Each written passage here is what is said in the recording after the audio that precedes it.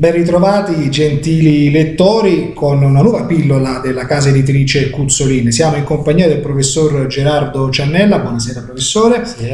e per presentarvi un libro, l'ultimo lavoro del professor Ciannella, Pranoterapia dall'energia della mente al potere delle mani. Vi facciamo vedere questa splendida copertina. Professore, diciamo subito che questo volume che presentiamo oggi è un volume scritto in inglese. Perché la necessità di produrre un volume in lingua anglosassone? Cioè la necessità di diffondere queste conoscenze anche in stati a livello internazionale, anche per le richieste dei cultori della materia e degli editori, di diffondere queste conoscenze di medicina non convenzionale per la sua efficacia e per la sua storia.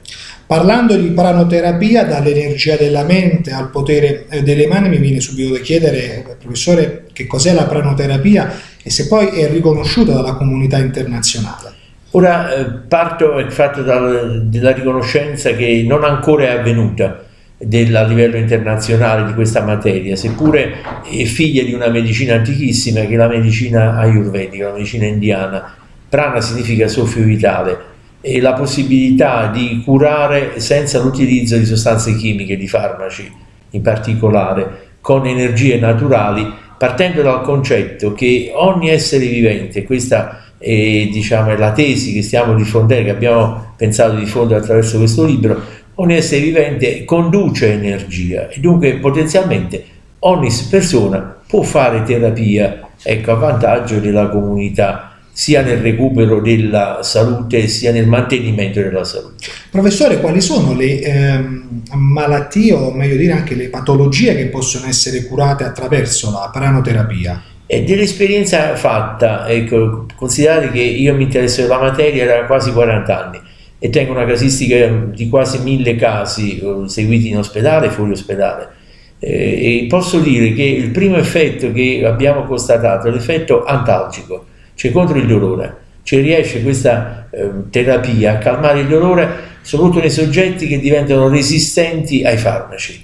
E poi un altro effetto è quello della stimolazione delle energie, noi chiamiamo energie vitali, cioè serve questa terapia nelle sofferenze anche di astenie, per esempio, nelle distonie neurovegetative, nei disturbi per esempio del sonno, nei disturbi d'ansia, risponde molto bene. E poi in definitiva abbiamo scoperto che questa terapia riesce a realizzare quello che è lo scopo della medicina, cioè creare armonia fra la mente e il corpo, cioè creare salute non più col concetto di benessere, ma col concetto di armonia, cioè di equilibrio, mens sana in corpore sano.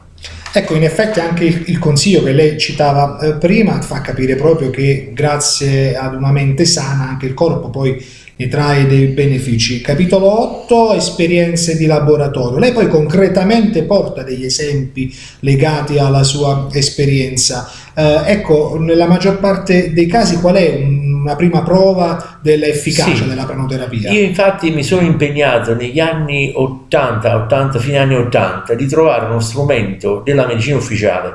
Allora usavamo tantissimo la termografia, la teletermografia dinamica, che adesso è andata un po' in disuso, è stata sostituita dalla ecografia, però all'epoca questo mezzo diagnostico mi ha permesso di dimostrare l'esistenza in ognuno di noi, in persone umane, di questa capacità energetica di modificare il calore, l'emissione di calore dal corpo umano su una base di un'attività cerebrale legata alle onde alfa cerebrali, per cui l'esperienza fatta da me al Monaldi a Napoli, l'esperienza del mio maestro a Firenze, il professore Lapi, era un neurologo, elettroencefalografo, per cui con questi strumenti, l'elettroencefalografia e la termografia, abbiamo dimostrato che il prana è un laser, è come un laser, cioè noi trasmettiamo attraverso le mani, con un certo metodo naturalmente stabilito, questa capacità energetica che non è solo calore, il calore è un epifenomeno, noi trasmettiamo qualcosa in più che stiamo ancora studiando per capire a livello elettromagnetico che altro input andiamo a dare al soggetto che andiamo a curare. Certo, una cosa, gentili lettori, la possiamo affermare senza temere smentite, che di qui a quando sarà che la pranoterapia verrà riconosciuta dalla comunità internazionale, senz'altro un piccolo grazie andrà detto anche a Gerardo Ciannella.